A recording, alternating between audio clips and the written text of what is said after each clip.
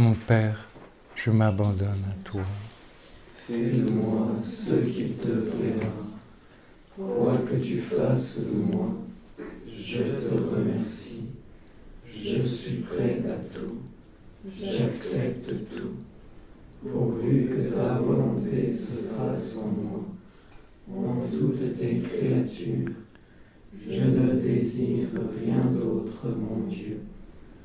Je remets mon âme entre tes mains.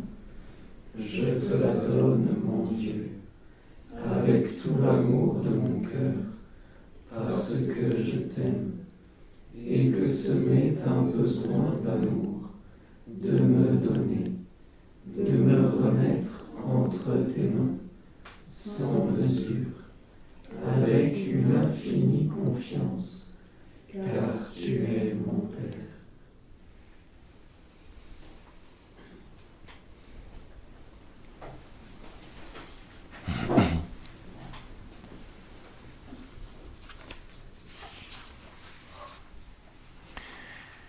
Comme annoncé à la dernière conférence, donc,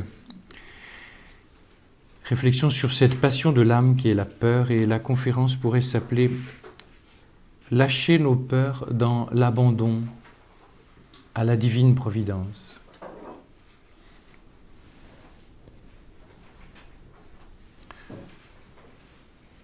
Lâcher nos peurs dans l'abandon à la divine providence. Je voudrais raccrocher les wagons, si vous me permettez. Vous vous rappelez dans le check-up, première conférence, conséquences spirituelles du péché originel, dès après le péché, la brisure de l'alliance, Dieu cherche l'homme, l'homme se cache, il a peur de Dieu. J'ai eu peur, dit Adam, Genèse 3, 8, 10.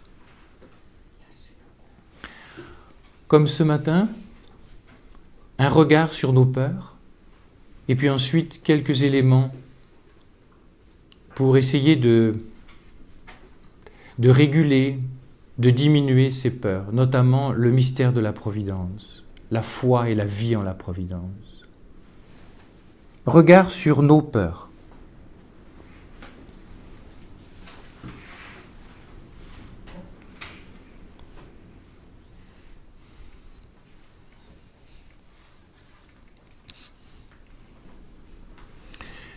J'ai mis comme titre « Nos peurs » parce qu'elles sont multiples et puis parce qu'il y a des degrés dans la peur. Vous comprenez, entre un petit souci inquiet, une inquiétude, une anxiété, une peur, de la frayeur, de la panique ou de l'angoisse, vous voyez bien qu'il y a quelques différences. Comme pour la tristesse ce matin, la peur est certes une conséquence du péché originel.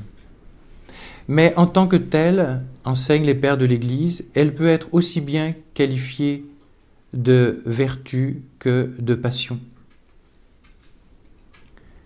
Clément d'Alexandrie, si la crainte est aussi une passion, toute crainte n'est pas une passion. Vous voyez de quoi il s'agit? Il y a une peur qui peut être salutaire. Et puis deuxièmement, il y aura une peur qui est mauvaise, une mauvaise peur. Celle-là, il faut la soigner. Peur salutaire. Si je me présente à vous avec un gourdin, comme disait Coluche, avec un visage patibulaire mais presque, voilà, qu'est-ce que vous allez faire? Je fais ça. Je le fais au ralenti le temps que vous laissez. Ben, vous faites ça. Peur salutaire, peur de se prendre un coup, et heureusement. Heureusement qu'on a les sens, le sensible au bout des mains, on mettrait nos mains dans le feu et on ne sentirait plus rien, on aurait les mains brûlées. Heureusement donc qu'il y a des peurs. Et puis il y a ce qu'on appelle, qui n'est pas une peur, mais le don de crainte, qui, je vous signale, fait partie des 7 dons du Saint-Esprit. Quelle est cette crainte? Ce n'est pas la peur de Dieu, c'est la peur de blesser l'amour, la peur de faire de la peine. Le voilà, le don de crainte. L'Écriture dit « l'amour bannit la crainte », mais saint Augustin, commençant tout cela, dit « attention, il y aura une saine crainte qui durera jusqu'à la fin de notre vie ». Vous voyez bien, qui est la crainte de ne blesser l'amour. Mais par contre, il dit, l'amour va bannir la crainte servile. La preuve en est, c'est que je suis sûr que le peu que je sens de vos cœurs, comme ça, même si je n'ai pas parlé avec vous, enfin, c'est idiot ce que je dis, enfin, je veux dire, non, mais je veux dire, je sens un public qui a faim de Dieu, quoi. Et je suis sûr que vous avez senti déjà des évolutions dans votre foi, et notamment dans le visage de Dieu que l'inconscient véhicule entre il y a 15 ans et aujourd'hui. Il y a comme une découverte progressive, par exemple, que Dieu n'est que Père. Et puis, quand on a dit ça, on ne sait pas ce qu'on dit. Tellement c'est... Voilà. Vraiment, on progresse. Quand les peurs tombent, la conscience du Père, très bon et très fort, augmente. Ben, c'est normal. C'est la peur qui empêche le vrai visage de Dieu de se révéler. Bon, je voudrais soigner surtout la mauvaise peur.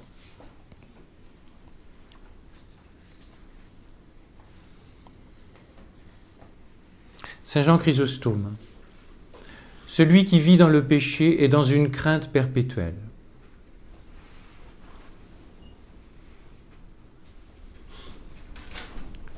Comment expliquer cette mauvaise peur, comme pour la tristesse ce matin? Cela peut venir d'un amour démesuré de soi. Rappelez-vous toujours cette histoire d'échographie spirituelle décrite lors de la première conférence du matin de lundi, de mardi. L'homme s'est coupé de Dieu. Étant coupé de sa source, il a pris la place de Dieu. Et donc il y a une certaine obsession de soi-même.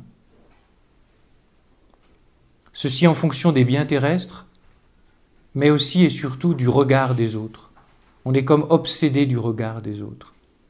Qu'est-ce qu'il va penser de moi? Est-ce qu'il m'aime? Comment il me voit? Enfin, ces trucs-là.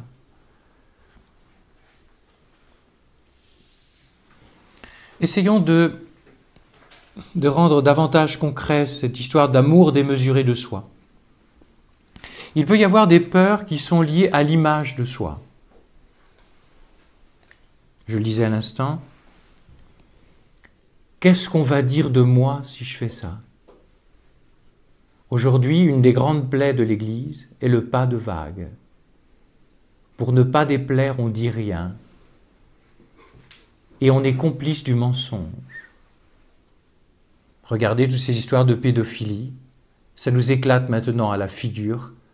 Et je n'incrimine personne et ceux qui ont fait ou ceux qui ont couvert ces affaires-là en tant qu'évêques ou cardinaux. Voilà, de toute façon, quand on choisit le monde, à un moment ou à un autre, le monde te le fera savoir. Chers amis, demandez cette grande grâce de liberté de ce qu'on pense de vous. Enfin, si je suis vraiment un catho, pas un catho de service, si je suis vraiment un catho, un vrai catho, je vais me faire... Ben, tu vas te faire railler. Mais mon père, je ne peux pas faire ça, tout le monde le fait. Ben oui, il faut se démarquer. Voilà. On va payer très rapidement dans l'Église le fait de vouloir plaire au monde, car le monde, jamais tu lui plairas. Relisez, je disais ça dans l'histoire, la Révolution française. Les prêtres qui ont accepté la constitution civile du clergé, ils se sont dit, bon, bah, on ne veut pas d'histoire, on peut peut-être essayer de composer, parfait, bon, ils ont accepté. Mais même pour eux, ça s'est terminé avec un mépris total, total. Gober le monde, c'est le monde qui te gobera. Voilà. Désolé pour l'impolitiquement correct. Pleine de vaine confiance en elle-même, l'âme s'effraie du moindre bruit et de l'ombre même des créatures. Des peurs liées à la santé. La santé est devenue une obsession contemporaine. Regardez le nombre de procès qu'on fait, pauvres médecins d'ailleurs, ça devient intraitable aujourd'hui, avec cette logique procédurière. C'est devenu une obsession. Quand mon papa a eu un cancer et que j'ai très vite senti que ça allait pas le faire, que les chimios... Je me retrouvais un jour tout seul avec lui, il était très faible. Je lui dis, papa, la médecine c'est pas Dieu.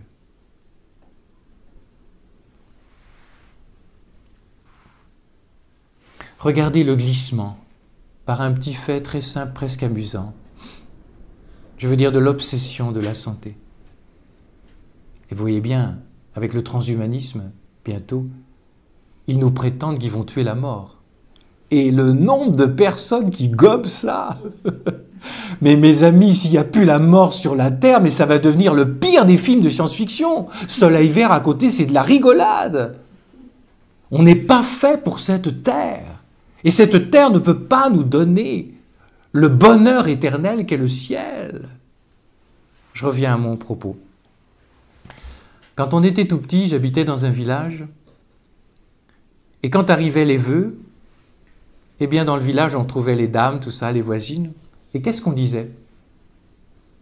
Bonne année, bonne santé, et le paradis à la fin de vos jours. Et quand on n'aimait pas la voisine, on disait à la fin de l'année. Non, c'est une petite blague, bien. Et alors, et je deviens curé. Donc, vous voyez bien, entre l'enfance et être curé, je me souviens, j'étais au Pouliguen, donc j'avais une 40aine d'années. Et là, qu'est-ce qu'on se dit? Ben, je vous raconte. Moi, j'ai horreur de faire des réveillons. C'est là où je prends une soirée beaucoup plus tranquille. Hein. Je trouve ça beaucoup plus... C'est beaucoup plus hors cadre. Et le lendemain, je vais chercher une baguette, supposons. Je vois les paroissiens. Ah, monsieur le curé! Ah, ben c'est... Et puis, bonne année, hein? Et puis, la finale, c'est quoi? Et puis, bonne santé, monsieur le curé, c'est quand même ça le plus important. Voilà. Le paradis est passé à la trappe. Et la santé l'a remplacé. Les peurs liées aux biens de ce monde. Le culte actuel de la consommation fait que plus on en a, plus on a peur de les perdre. Rappelez-vous l'Évangile. Il a récupéré beaucoup de blé et il va construire un grenier au cas où il perdrait ce qu'il a dans le premier grenier. C'est des peurs liées au manque. Et on comprend pourquoi Jésus dit on ne peut pas servir Dieu et l'argent. Attention, l'argent, ce n'est pas un truc sale. Si vous avez de l'argent, rendez grâce, il n'y a pas de problème. Ce que Jésus pointe, ce n'est pas l'argent, c'est le lien à l'argent, au sens où ça remplacerait la sécurité de Dieu. Il est bien évident que vous qui avez des familles, par exemple, mais il faut mettre de l'argent de côté, enfin quoi. C'est évident. Moi, si mes parents ne s'étaient pas sacrifiés, j'aurais pas le petit ermitage où je suis. Quand ils ont fait le partage, voilà. Et Dieu sait si papa s'est saigné, car il est parti de zéro. Bon, bien sûr, il a vécu les 30 glorieuses, donc ça a craché au bassinet. Mais on n'aurait pas tout ça, quoi. Donc, chers parents, arrêtez ces histoires, ah, j'ai de l'argent, mais non, c'est l'utilisation qu'on en a. Et ça crée le fait qu'on n'a plus besoin de Dieu parce qu'on a la sécurité du lendemain, la sécurité du compte en banque. C'est ça qu'il faut demander à Jésus. Libère-moi du lien, pas de l'argent, du lien à l'argent. Vous voyez bien ce que je veux dire dans le mot lien. Et attention, hein, c'est un curé qui vous parle et vous dites, ah bah ouais, mais eux, ils n'ont pas beaucoup d'argent. Tu parles, on a de quoi pour vivre, hein, faut pas. Puis dans des monastères, ah bah les sœurs, c'est formidable, elles sont complètement dans la pauvreté. Ah bon? Quand ça m'arrive d'être dans un monastère, je dis à propos de la pauvreté, Est-ce que vous accepteriez, mes sœurs, que ce soit moi qui choisisse la monture de vos lunettes? On peut être accroché à tout. Une petite sœur carmélite formidable disait « Il m'a fallu arriver sur la fin de ma vie pour découvrir que j'étais attaché à mon petit banc de prière. » Un truc de rien. Voilà. Des choses qui viennent du manque de confiance en Dieu et qui expliquent la mauvaise peur.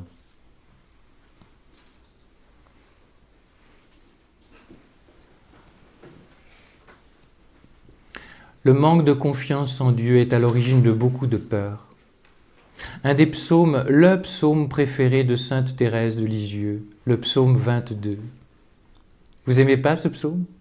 Le Seigneur est mon berger, je ne manque de rien, etc., etc. C'est le psaume de confiance par excellence.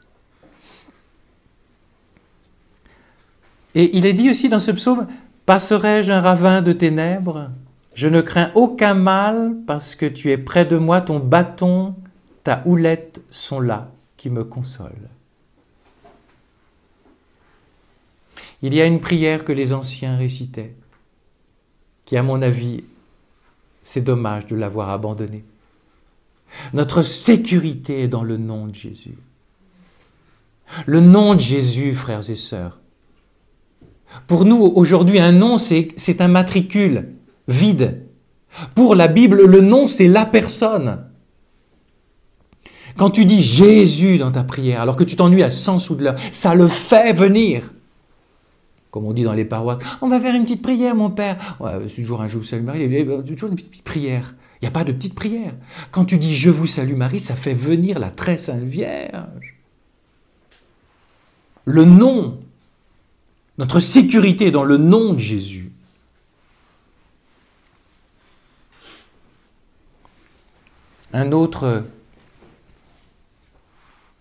Autre cause de la peur, l'esprit de peur. Il ne s'agit pas pour moi de voir du diable partout, bien sûr, bien qu'il soit partout. Mais le mauvais est très impliqué dans les peurs. Le mauvais est en fait un spécialiste de l'aggravation et de l'exagération. Tu as un petit brin de peur et il vient te dire « mais tu ne l'entends pas que c'est lui ».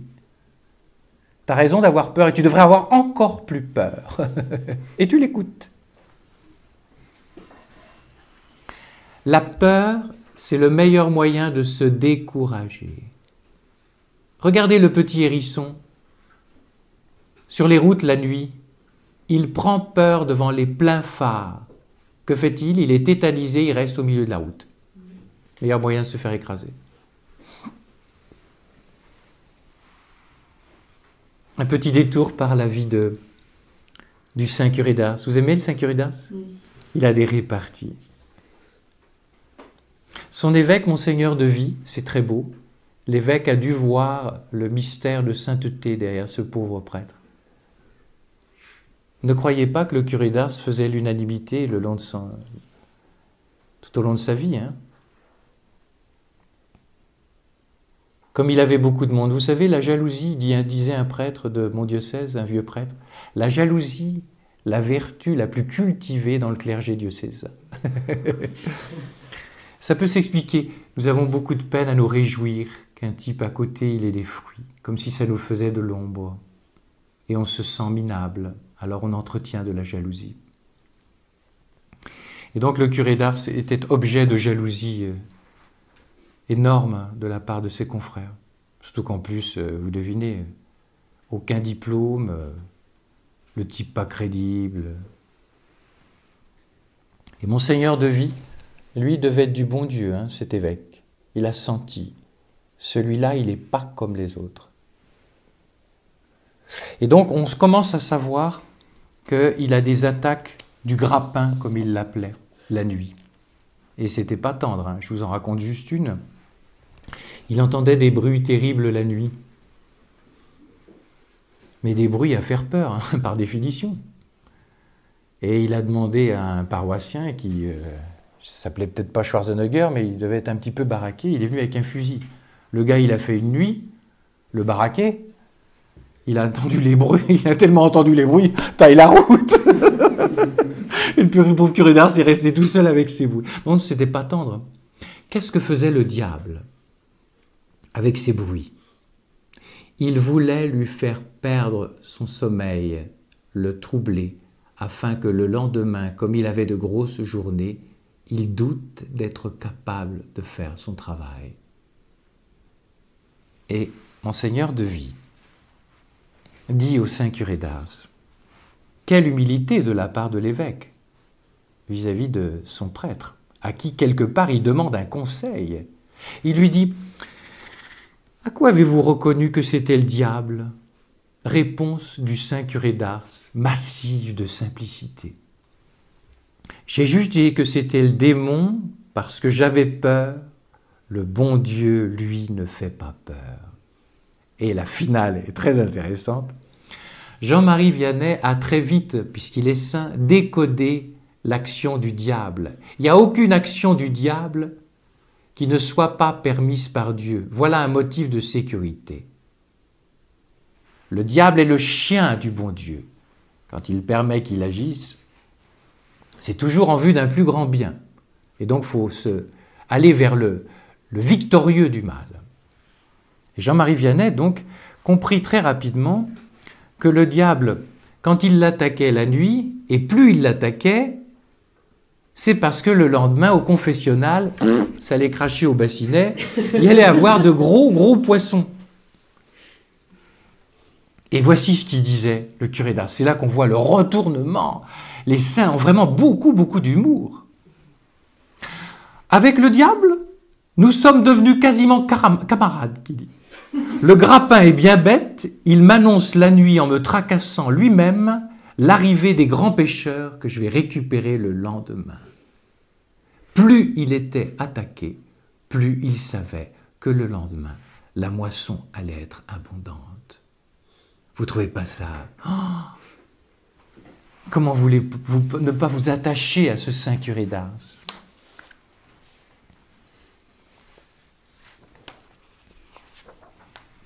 Alors, une précaution d'emploi. Vous savez, comme les médicaments, c'est marqué précaution d'emploi. Je voudrais enfoncer le clou. Je vous ai dit, il faut beaucoup de temps pour guérir de la tristesse. Précaution d'emploi pour la peur. L'action de l'Esprit Saint dans une âme qui s'abandonne à l'Esprit Saint aura un réel impact sur les peurs. Moi, je le sais dans ma chair. Je suis un peureux que Dieu a pacifié. Et comme j'en suis qu'au début, voilà. Mais vraiment, je vous le dis. Je vais vous raconter des petits trucs tout à l'heure, peut-être, si ça vient comme ça. Donc, l'Esprit Saint, une vie dans l'emprise de l'Esprit, sous l'emprise de l'Esprit, aura un impact réel sur ces sentiments douloureux d'inquiétude. Mais, chers amis, vous voyez où je veux en venir, précaution d'emploi, ça ne disparaîtra jamais totalement de l'existence pour te maintenir petit. Deuxièmement, parce que ces racines-là sont très profondes. Autre précision. Cela ne veut pas dire qu'en passant par l'emprise de l'esprit, tu ne dois jamais aller voir éventuellement des médecins de la terre qui pourraient t'aider dans certaines périodes très difficiles. Je ne sais pas quoi, une aide par ton médecin, une aide thérapeutique, psychologique. Saint François de Sales, très équilibré, dit « Si je tombe malade d'une fièvre, réaction de foi, je vois en cet événement le bon plaisir divin. Dieu veut que je le vive, il le permet. Et donc je dois devenir indifférente à ma santé et à la maladie. Mais la volonté de Dieu signifiée est que j'appelle le médecin et que j'applique avec tous les remèdes que je puis. Est-ce que ça va? Vous voyez le grand équilibre. À la fois abandon et en même temps utilisation des moyens humains. Quand c'est possible. Une autre précaution d'emploi. L'anxiété n'est jamais un état dont je serai victime, point à la ligne. il peut se glisser une part de complicité. J'entretiens la peur.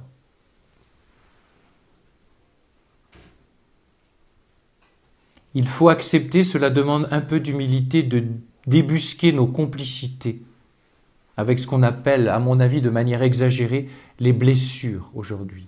On finit par se demander si tout n'est pas blessure. Ben non, il y a du péché. Écoutez, j'ai trouvé chez un psychanalyste, je crois que c'est Jacques Arène, par exemple, il dit, quand on a subi des choses difficiles dans le passé, dans l'enfance, bien sûr qu'on en est victime, mais attention, on peut créer des mécanismes de défense qui vont faire que je vais être complice et augmenter le problème. C'est jamais les autres, c'est des méchants et moi je suis le gentil. Il y a du méchant dans le gentil que je suis.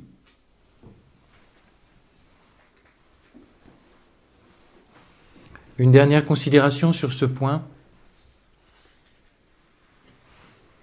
Au lieu de considérer les peurs comme un ennemi numéro 1, ne vaudrait-il pas plutôt l'envisager comme un allié ?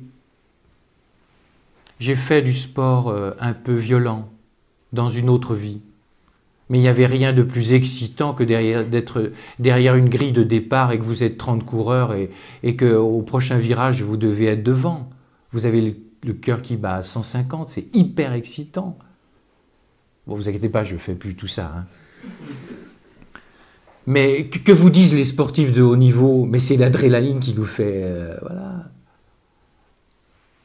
Et donc, transposer pour la vie spirituelle, bien sûr qu'il faut lutter contre les peurs, mais et si les peurs étaient un allié? Pourquoi? Mais dans quel sens? Mais parce que ça t'oblige à te jeter en Dieu. C'est tellement inconfortable et insupportable.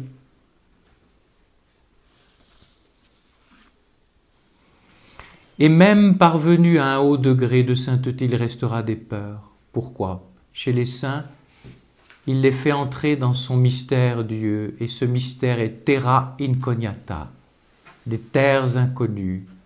Tu perds pied. Quand tu vas avancer dans la vie en Dieu, tu crois que tu sais, tu découvres que tu ne sais pas, et il va te faire franchir des pas, et à chaque fois, tu sais l'inconnu, quoi. Je prends un témoin, Marthe Robin. Quel craintif effroi, dit-elle, éprouve la pauvre nature lorsque, après une prière calme, apaisante, cette âme se sent tout à coup fortement saisie par le mystère de Dieu. Dieu fond sur l'âme, l'emporte très haut dans une clarté délicieuse, éblouissante. L'âme a besoin et doit donc montrer une très grande confiance, beaucoup de courage pour s'abandonner. Vous voyez que j'avais peut-être pas tort avec ma petite taquinerie sur la prière de Charles de Foucauld, sur « Je m'abandonne à toi ». Elle ajoute « Il faut à ce moment-là repousser les craintes, où l'on croit que la vie, la raison sont en danger. On se demande si on ne va pas tomber fou. Ça ne dure pas longtemps parce que Dieu est bon. Ce qui arrête mes élans, c'est bien cela. J'ai peur à avoir à me jeter dans l'abîme du cœur de Dieu qui est sans limite. Bon, ça donne le vertige, je vous accorde. Mais dites-vous bien une chose, chers amis, que nous ferons du purgatoire, pas pour nous punir, mais pour que nous osions croire à ce mystère insondable du cœur de Dieu. Nous ferons du purgatoire non pas pour que Dieu nous punisse et se venge, nous ferons du purgatoire pour qu'il adapte notre cœur, pour qu'il devienne aux dimensions du Sacré-Cœur. Ça ne te rend pas désirable le purgatoire, non? Au cas où.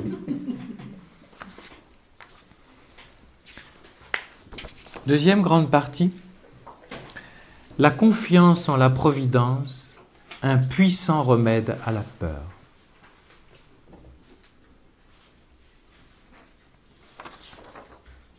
Qu'est-ce que c'est la providence? Ce n'est pas une assurance pour les fins de mois.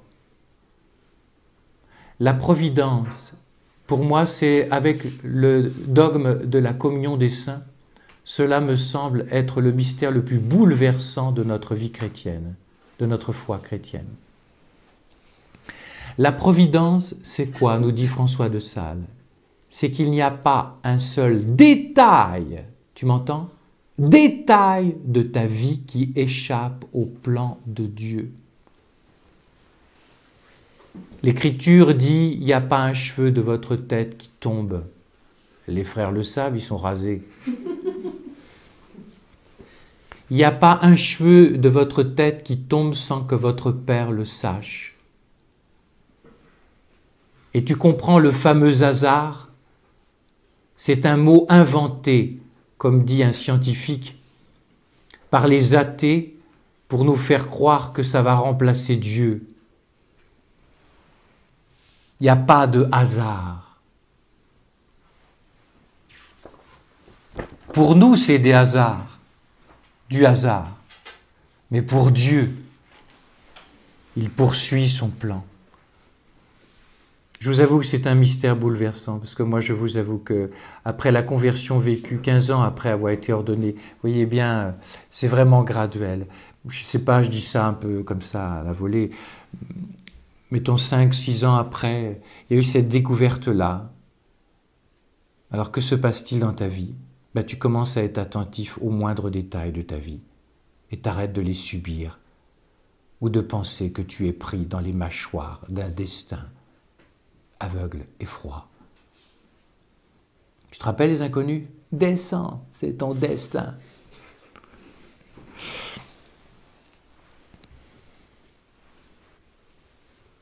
Le dessein de Dieu qui passe dans les détails. Chers amis, quand on va arriver au ciel, et dit saint Thomas d'Aquin, à la résurrection générale, Jésus va faire éclater le plan providentiel qu'il a eu sur le monde et sur nos vies. Et on va dire, oh, c'est pas possible, telle épreuve sur laquelle je me suis bloqué. Tu t'en es servi, Jésus? Ça a fait ça. On va aller d'étonnement en étonnement. Autant commencer maintenant. Ce que dit saint Augustin, ayez des yeux chrétiens, c'est-à-dire arrêtez de regarder les événements en les subissant, choisissez-les avec Dieu. Pie XII. Tous les événements de l'histoire se déroulent selon la volonté ou la permission de la divine providence et Dieu atteint dans l'histoire ses objectifs.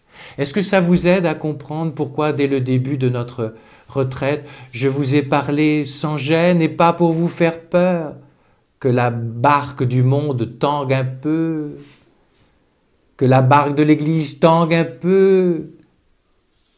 Moi qui suis peureux. Mais c'est parce que même le fait que ça tangue, ça fait partie du plan de Dieu. Moi, ce que je découvre, c'est que les gens, quand tu leur parles de ça, tu vois très vite leur âme. Ils viennent te dire, vous n'êtes pas un peu pessimiste, mon père? Ou un autre, vous n'êtes pas trop optimiste, mon père? Ils sont dans une logique d'optimisme et de pessimisme. Ils ne sont pas dans une logique d'espérance, c'est-à-dire d'abandon à la providence. Le fait, par exemple, dans le rural, il n'y a plus de prêtres. Bon, si vous êtes à Paris, vous comprenez, ils n'ont pas trop de problèmes de prêtres. Mais allez donc dire à un prêtre du rural, si c'est pas difficile actuellement, si la barque tangue pas un peu. Et ça fait partie du plan de Dieu. La pauvreté. Et je ne parle pas des histoires de morale infecte, pourriture qu'on entend régulièrement à la télévision sur des hommes d'église. Je parle de l'effondrement de la foi que certains évêques osent dire quand ils parlent à la retraite. Je pense à un évêque récemment qui est parti à la retraite, qui a parlé très simplement de tout ça. Voilà. Mais si vous êtes, vous comprenez, si vous êtes installé, mais chevillé dans la foi en la providence, vous comprenez que la situation actuelle, c'est pas la cata. Vous ne regardez pas les choses avec des yeux humains, vous regardez les choses avec des yeux divins. Nos frères, bon, ils sont que 4, 3. Bon, faut être fou pour entrer ici. Mais c'est des fous. Ils ont le droit d'être fous. Accordez-leur d'être fous. Et ils veulent vivre. Ah, moi je pressens, hein. Sinon il faut partir, quoi. Je pressens que vous êtes habité par cela. Et vous vous dites, Dieu, c'est ton œuvre, si ça doit se faire, ça se fera. Et moi, c'est pareil pour mon histoire avec mes vidéos que j'essaye de passer. Voilà, qu'est-ce que j'ai dit à un moment? J'ai senti il y a quelques mois une inspiration. Faut enregistrer des retraites sur Internet pour que ça soit accessible. J'y connais rien à tous ces moyens-là. Ben, j'ai dit, Jésus, tu vas mettre quelqu'un sur ma route. Puis maintenant, il reste juste un petit segment. Le truc YouTube est fait. Après, voilà. Je le laisse faire, mais je précipite pas les choses. Quel est notre problème? C'est qu'on précipite. T'as intérêt de Dieu. Tout de suite maintenant. Il n'est pas pressé pour les frères. Mais parce que qu'est-ce qu'il veut? Ben, c'est les fondations, je vous signale. Et les fondations, c'est aucun appui. C'est ce que m'a dit quelqu'un.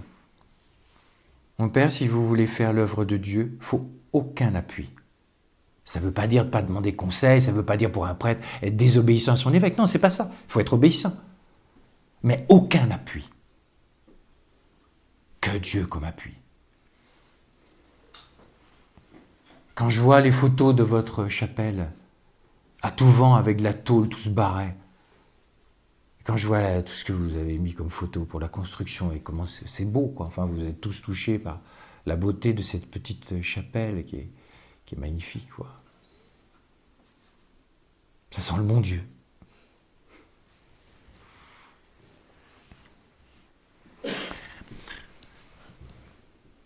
La providence, un mystère à vivre, pas simplement à croire. À vivre parce qu'il est à croire parce qu'il est à vivre. Je vais essayer de le décliner en plusieurs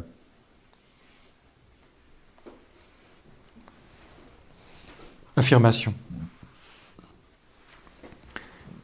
La providence me dit tout d'abord un Dieu qui me porte. Et note bien, me porte, pour pas dire il porte vaguement. Toi.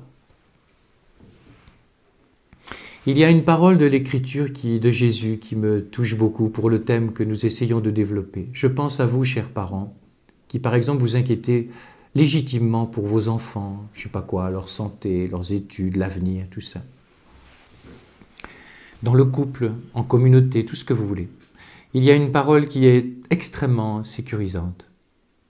Nul ne peut arracher les enfants qui sont dans la main de mon Père. Quand tu t'inquiètes, en fait, tu les retires de la main du Père. Même s'ils sont dans des chemins de traverse, qui tombent dans la drogue ou je ne sais pas quoi, ils sont quand même dans la main du Père.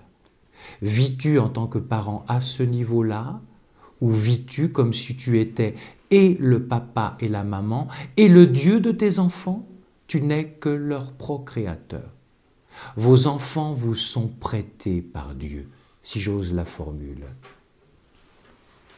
Ça ne veut pas dire que vous n'êtes rien, chers parents. Ce qui m'intéresse, c'est votre paix. Et votre paix, vous l'aurez quand vous vous tiendrez à votre place. Dieu est Dieu de vos enfants. Vous ne pouvez pas donner Dieu à vos enfants.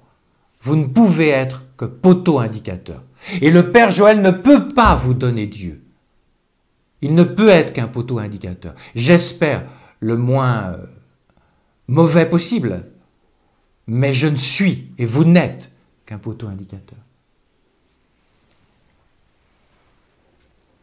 Pour vous montrer comment un Dieu qui me porte peut déjà bouleverser la vie. Je peux donner ce témoignage puisque la personne en question, qui est toujours vivante, m'a donné son autorisation et a témoigné elle-même publiquement. Dans la paroisse où j'étais, il y avait une jeune dame qui boitait. Alors je me dis, tiens, qu'est-ce qu'elle a? Voilà. Et puis au bout d'un moment, elle m'a raconté son témoignage, qu'elle a après raconté à tout le monde. Et donc, cette jeune femme, je ne suis pas très compétent au niveau médical, mais elle a un problème à la hanche, et un gros problème, et elle a subi des foultitudes d'opérations et les greffes ne prennent pas, ça se déchire. Enfin, ceux qui sont médecins parmi vous comprennent ces choses-là mieux que moi. Cette jeune femme a été éduquée chrétiennement par ses parents. Comme un certain nombre, elle a tout abandonné à l'adolescence et Dieu s'est exit de sa vie. Elle subit une énième opération et elle se trouve en convalescence dans sa chambre. Elles sont deux. Il y a une dame chrétienne qui est à côté d'elle et qui reçoit le service de l'aumônerie. La sœur religieuse qui lui apporte la communion entre dans la chambre, est délicate avec la jeune femme qui est à côté et lui dit « Voilà, j'apporte les services de l'aumônerie, je m'excuse, mais faites ma sœur, pas de problème. » Donne la communion à la malade qui est à côté d'elle. Et voyant que la réflexion de la jeune femme, qui n'était pas hostile, qui a été vraiment très délicate, en sortant, la religieuse lui dit « Je me permets, ça vous intéresserait peut-être les services de l'aumônerie ?» Et la jeune femme répond tout aussi délicatement « Ma sœur, vous êtes vraiment très gentille. Mais non, vous savez, je suis désolé de vous dire, tout ça c'est loin. Je ne suis pas contre, mais c'est loin. »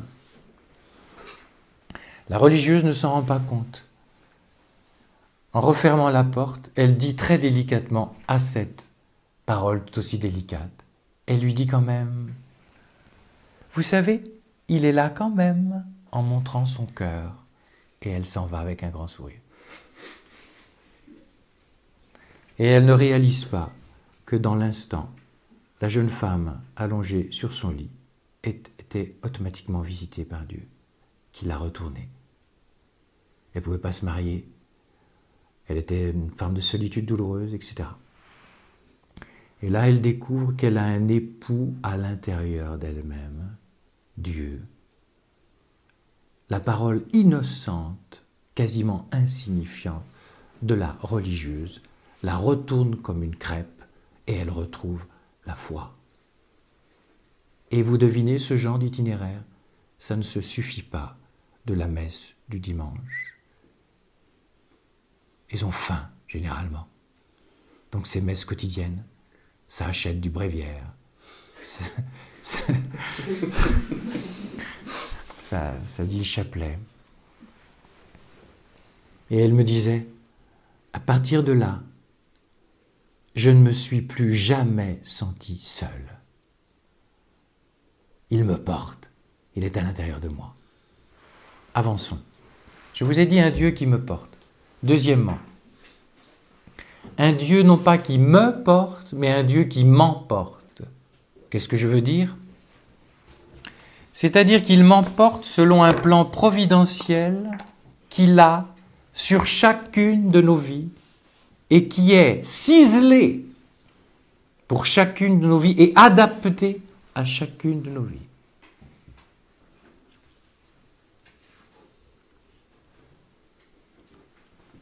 Non seulement nous sommes portés par le Dieu créateur, mais nous sommes emportés par le Dieu providence qui, si je me joins, si je m'ajuste à son plan, il va le déployer. Mais tout est entre tes mains. Tout dépend de ton oui. Tout dépend de l'ajustement de ta volonté au plan providentiel de Dieu sur ta vie, qui passera par des choses qui te plaisent et des choses qui ne te plaisent pas. J'aime beaucoup votre prière après l'office de milieu du jour. Rappelez-moi, Père Yann-Marie, les événements qui nous plaisent. Saint-Joseph. Même dans les contretemps et les incompréhensions. Voilà. Même dans les contretemps et les incompréhensions. C'est surtout là que vous apprendrez, parce que ça mettra par terre votre mode de fonctionnement, de construction humaine, pour entrer et vous lâcher dans le plan de Dieu qui est divin.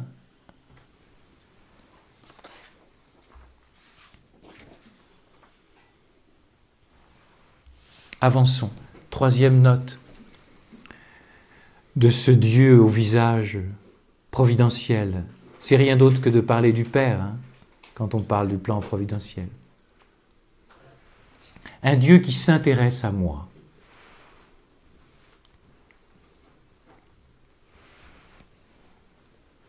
Je suis frappé d'une chose, je l'étais quand j'étais curé et qu'on accueille forcément à un moment ou à un autre des gens qui se convertissent. Vous inquiétez pas, ils venaient pas de ma paroisse, moi j'arrivais pas à les convertir. Non, ils venaient des paroisses à côté, parce que des fois c'est plus facile de parler à un prêtre qu'on voit pas, donc ils venaient, bon. Et puis parfois, il y a des conversions qu'un certain nombre de prêtres, malheureusement, ont de la peine à comprendre et à accueillir. Bon, c'est ainsi. Et moi, ce qui me frappait en les entendant, j'avais pas besoin de leur demander, c'était ceci. Ils disaient, c'est fou, mon père, je passe d'un Dieu lointain à un Dieu à fleur de terre.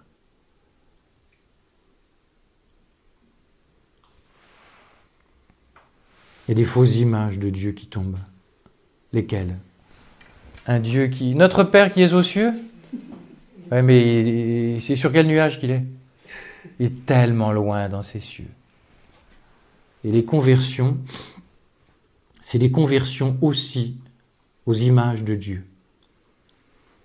La personne se découvre tendrement aimée d'un Dieu extrêmement proche, tout en demeurant le souverain maître du monde.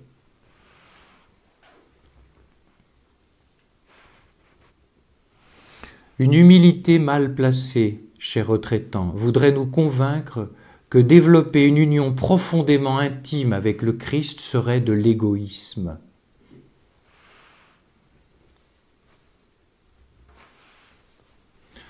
N'hésitez pas à développer une relation éminemment personnelle. Un Dieu qui s'intéresse à moi. Cette semaine, si vous m'autorisez l'expression, développez un saint égoïsme. Celui-là, vous pouvez consommer sans modération. Moi et Jésus. Newman, mon Créateur et moi. Alors vous allez me dire, c'est un peu égoïste, mon père. Parce que tu ne dois pas trop savoir ce que c'est, alors, pour dire des choses comme ça. Plus la relation est personnelle, plus, si elle est de Dieu, elle sera communautaire.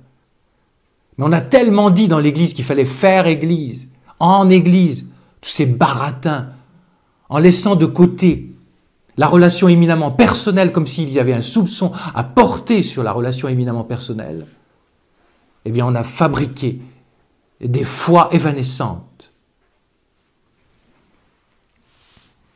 Plus on s'approche du cœur de Dieu, étant donné que c'est du feu, on ne peut pas le garder, ça nous sort de nos sacristies. C'est un critère de l'expérience authentique de Dieu. Il pousse vers les autres, mais pas pousser vers les autres pour, au détriment de la relation personnelle à Jésus, pour la nourrir. Est-ce que ça va? Petite Thérèse, elle n'a aucun complexe avec ça. Elle dit à un moment, « Moi, je ne vois pas le Sacré-Cœur comme tout le monde. » Ah bon, petite prétentieuse? Elle va nous en dire davantage. « Je pense que le cœur de mon époux est à moi seul, comme le mien est à lui seul, et je lui parle dans la solitude de ce délicieux cœur à cœur, en attendant de le contempler un jour face à face. » Mes frères et sœurs, quand je suis allé en Afrique pendant 2 ans, dans cette église en tôle à Saint-Michel-d'Adjamé à Abidjan, avec tous ces pauvres qui venaient, des fois les femmes, les vieilles comme ils disaient là-bas, levées à 5 heures parce qu'elles nettoyaient la case et faisaient des kilomètres à pied. Et là, moi, j'étais pas prêtre, j'étais séminariste, donc j'étais avec les gens. Et j'entendais les vieux, vous savez, qui ont été formés par les premiers missionnaires, qui avaient la foi chevillée. Quand le prêtre élevait le corps du Christ, vous entendiez une voix participée par tout le monde, avec l'accent africain. « Mon Seigneur et mon Dieu !» Et le petit qui était à côté de moi, qui était un musulman, il se mettait, lui, la face contre terre à la consécration. N'hésite pas à dire « mon Jésus ». Vous vous rappelez ce que dit Thérèse d'Avila? C'est magnifique. À un moment, Jésus lui apparaît et il lui dit « Qui es-tu? Ben, je suis Thérèse de Jésus, c'est son nom. Et Jésus lui répond, et moi je suis le Jésus de Thérèse. Que c'est magnifique. Tout à l'heure, on va aller à l'adoration. Je voudrais que vous laissiez résonner cette parole que vous transposez pour votre nom, votre prénom. Je suis le Jésus de Siméon, d'Anne, de Clara, je ne sais. Avançons, parce que c'est pas fini, hein, la bonne nouvelle. Hein. Non seulement un Dieu qui s'intéresse à moi, mais là, ça donne du vertige, je l'ai ébauché, un Dieu qui fait dans le détail.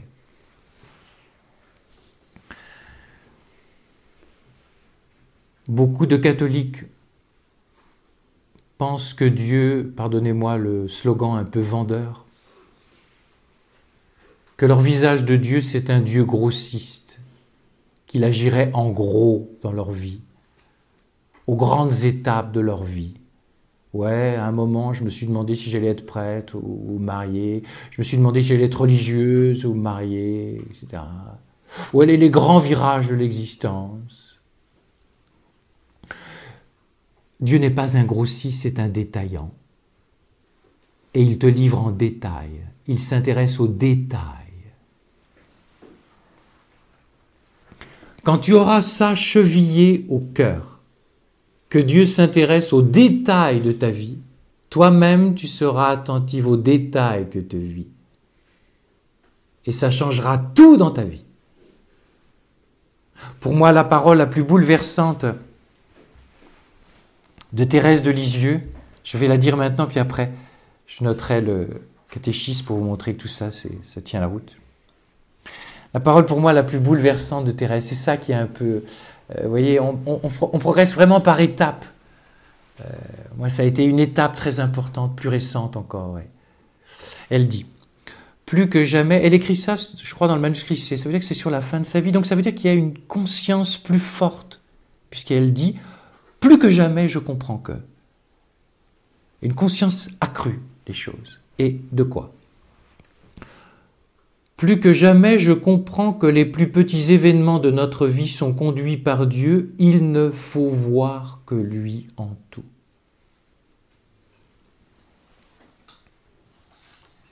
Quand j'ai reçu le SMS de Air France annonçant une grève, j'ai voulu vivre ce détail en Dieu, donc j'ai coupé court.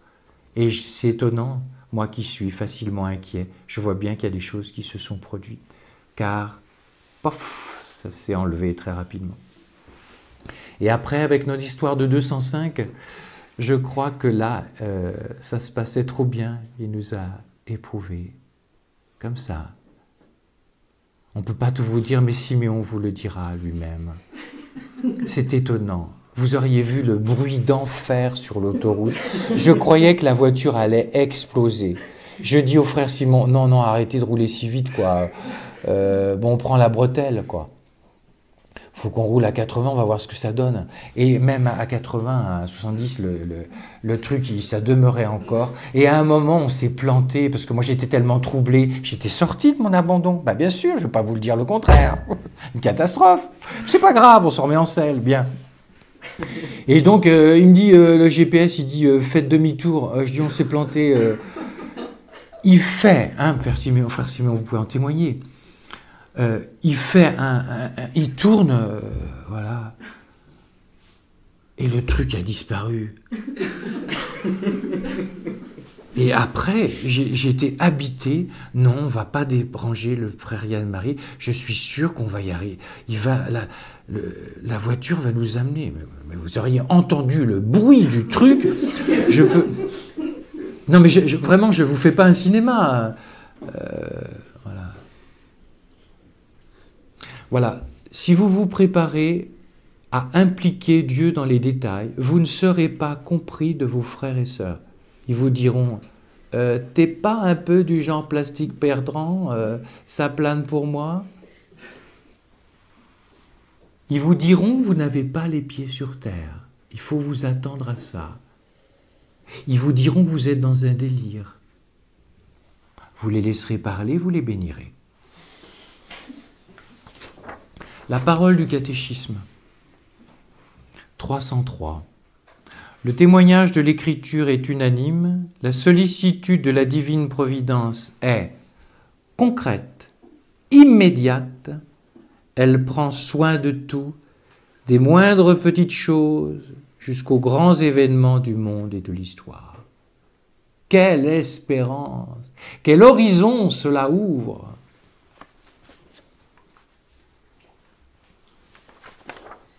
Et je termine, car il est l'heure. Et comment on fait avec les épreuves? Là est le difficile. La providence, elle est là-dedans. Je dirais deux choses. Tout d'abord, Dieu ne veut jamais le mal. Mais dans sa providence, dit l'Église, et vous trouverez des paroles comme cela chez Benoît XVI, dans son bouquin « Voici quel est votre Dieu », il reprend en gros du Saint Augustin, qui lui-même est repris par Thomas d'Aquin, à savoir que Dieu ne veut jamais le mal, mais qu'il est capable de se servir d'un mal qu'il ne veut jamais directement en vue d'un plus grand bien. Et là, ça ouvre des horizons insoupçonnés, pacifiants, enthousiasmants. Et comme il est l'heure, je termine par un petit témoignage. J'ai reçu une lettre d'une dame que j'ai jamais rencontrée, que j'ai jamais vue. Cette dame faisait partie d'un certain milieu et ils avaient un peu d'argent, une petite entreprise formidable. Et lui, je crois que dans la crise de 2008, il a dû mettre la clé sous la porte. Faillite. Elle était une chrétienne convaincue, lui aussi. Et elle tombe petit à petit dans une petite déprime qui se transforme en grande déprime. Et elle ne sait pas d'où ça vient. Elle est en position fétale toute la journée, sur son lit. Vous imaginez le mari, chôme-du, il doit faire la cuisine, s'occuper des enfants, et ne pas culpabiliser son épouse qui n'est pas bien. Elle n'est pas bien, bien sûr, elle est suivie par un médecin. Et puis un jour, elle a des amis de la paroisse. Et c'est pour ça qu'elle m'envoie ce petit mot qui m'a bouleversé, que j'ai gardé bien sûr. Et donc une paroissienne, amie à elle, très intime, vient la voir et lui dit oh, écoute, il faut que tu t'en sortes. Écoute, je viens de lire un livre, ça s'appelle Renaître d'en haut. Et elle lui met sur son lit, tu vas voir, ça peut te faire du bien. Et la dame qui m'écrit me dit, vous savez, quand j'ai reçu votre livre, quand on n'est pas bien, on n'est vraiment pas bien, et le religieux, on n'en a pas trop envie. Mais elle l'avait constamment sur sa table de nuit. Et au bout d'un moment, au bout de quelques jours, elle dit, bon, je vais voir, quoi. Et elle ouvre. Et là, elle me dit, voilà, ce qui m'a bouleversé, ça fait comme une épée. Vous avez dit à un moment, dans votre livre, que Dieu est tellement puissant et tellement amour qu'il est capable de se servir d'une situation qui paraît une impasse, en vue d'un plus grand bien. Et là, elle a eu un déclic. Le lendemain, elle était debout et recommençait à faire la cuisine.